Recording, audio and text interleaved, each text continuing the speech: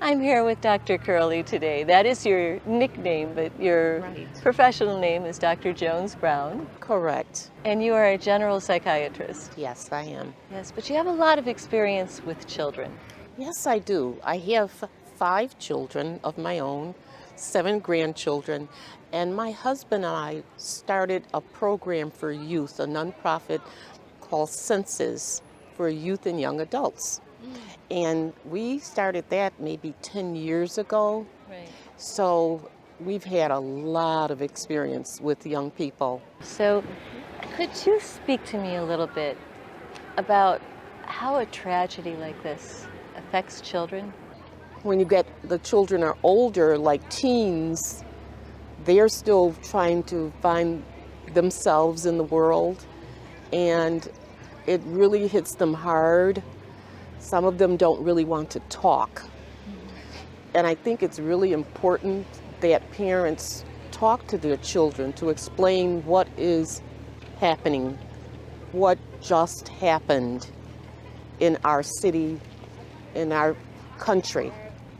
And so another thing that we can do for the youth as well as for the adults is if they're having any symptoms of increased stress, increased anxiety, acute stress disorder, they should call for help, call for intervention. And there are a lot of clinics open now, Oh, my correct? I mean, goodness, that's the yes. beautiful. Yes. I've got to say, the response to this tragedy has been amazing. The amount of love pouring out for the community, the amount of resources available right now. Yes, And yes. there's nothing like, we had Melissa on the show That's last right, week, that's Melissa right, Archer, that's right. who is your niece. Yes, she is. And My lovely niece. and she said, and it's such an important point, there's no shame in mental health.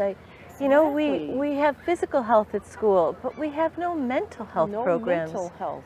And mental health is every bit as important as our physical health. God. Why do we not have this in Maybe our even schools? More. Yes. Yeah, maybe yes. even more. Exactly. Yes, and I'm going to tell you, I'm 74 years old, and this threw me for a loop, and I have a lot of training and everything.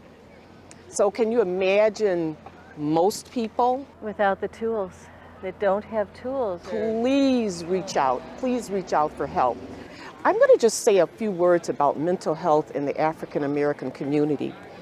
As a psychiatrist, what I find is that most of the people that reach out to me are not from my community of origin, and there is a lot of issues as to why the African American community has not reached out for mental health over the years and the decades.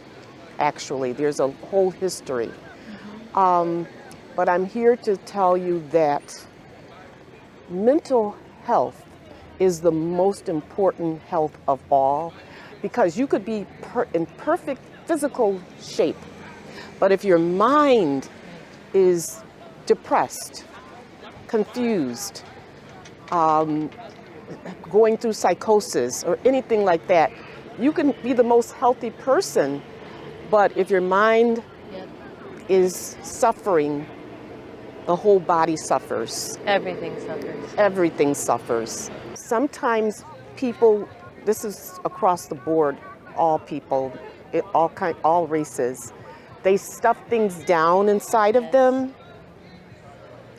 Sometimes they try to self-medicate with alcohol, drugs, and so forth, as a way of dealing with thoughts that are worrisome. Right. Quell the thoughts. Yes, to quell the thoughts, to make them feel more, for a short while, at ease. But really, you have to deal with these issues head on, or they become generational. We've got to deal with our issues so that it doesn't become generational. And something that I heard today, thanks to you, is that there's a lot of generational hate in our country and obviously in the world. But the only way to combat generational hate is with generational love. Thank you. Oh my God. You are amazing. Thank you. I love you. You're awesome. And my sister. My sister. Thank you. Thank you. Thank you so much for watching Passionate Living. If what you watched moved you or inspired you, the best way you can show us is by liking and commenting on the video, as well as subscribing to the channel